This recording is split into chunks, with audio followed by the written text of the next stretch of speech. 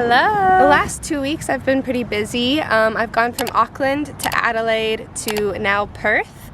But we're gonna go back in the story and I want to kind of catch up on Auckland and then we'll go Adelaide and then Perth. Can I also just say before we start this video that it is so bloody hot out here right now. Like it is, I think it's 30 or 31 degrees right now, which is like 86, 87 degrees Fahrenheit. I'm switching to the audio on my phone because I'm worried that there's a little bit too much wind. Of course, I say that right when the wind stops, but it's known as the Frio Doctor. If you guys don't know, here in Perth, they supposedly have the best weather in the summer. Like everywhere else gets pretty rainy, but here it's pretty consistently sunny.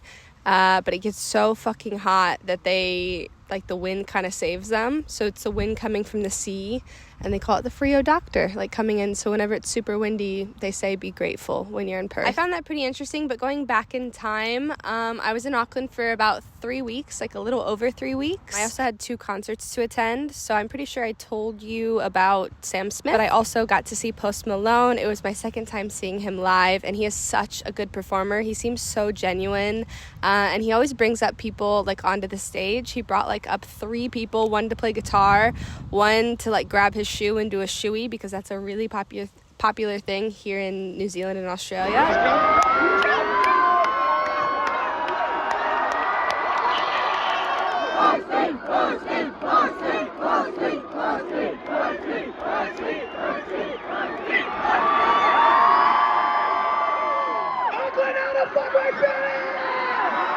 Concerts are always so fun. Also in New Zealand, I try to do like things by myself as well, just in general, wherever I go. I mean, obviously when you're solo traveling, you kind of have that freedom and opportunity. And I went to my first comedy club or like comedy show night. Such a fun environment. I highly recommend. Everybody was super social, and I ended up meeting a couple people and going out for drinks after the show. I'm currently going to a comedy club night by myself just because I want to get out and actually experience Auckland, and you should not be oh my god, don't be afraid to do things by yourself. If you're waiting to do something just because you don't want to do it alone, you may be waiting forever and you may not be able to go do it. So just go do it.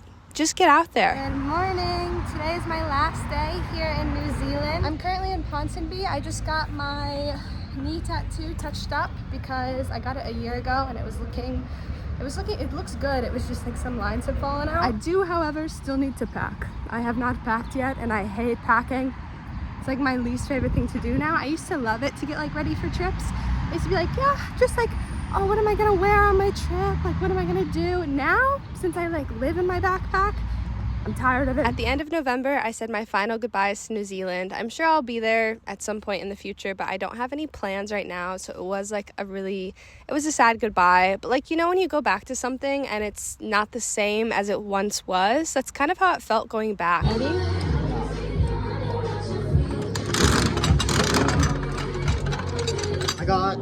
We got the same. Flew to Adelaide. We're leaving New Zealand. We were mainly there for me to take my Japanese language proficiency test, the JLPT. Oh my god, that was a bad burp. Morning, I'm being blinded by the sun right now, but today I am taking the JLPT here in Adelaide. So I'm grabbing a coffee right now. It's like 8 a.m. I've been up since 5. I'm honestly so excited though. I haven't taken a test like this, like a standardized test, since I was in school, which was 8 years ago. I've been wanting to take this test since I was like 15, 16.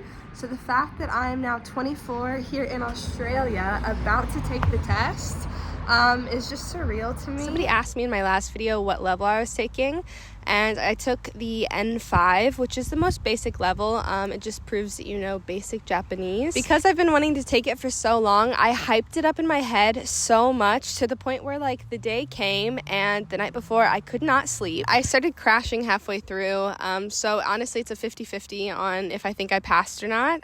I was really impressed with Adelaide. I would highly recommend going. We went to Glenelg to see the sunset.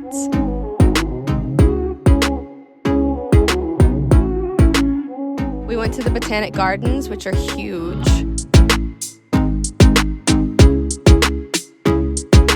I've stumbled upon the main strip of like Adelaide, like all these shops and stuff, and it's so cute.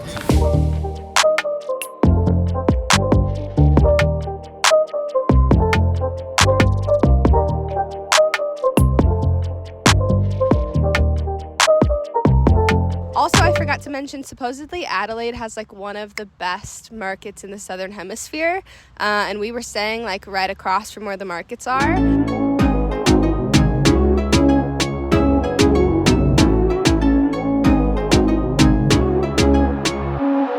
After 4 nights in Adelaide, we said our goodbyes and we flew to Perth, which is where we are now. It's on the west coast of Australia. Also recommend to keep your seatbelt fastened whenever you are seated.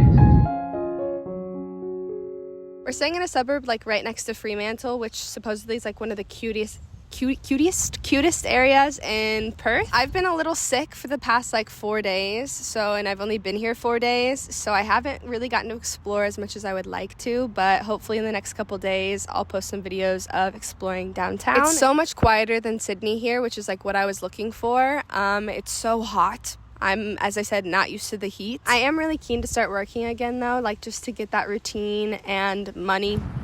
I'm getting attacked by bugs right now. Thank you for catching up with me.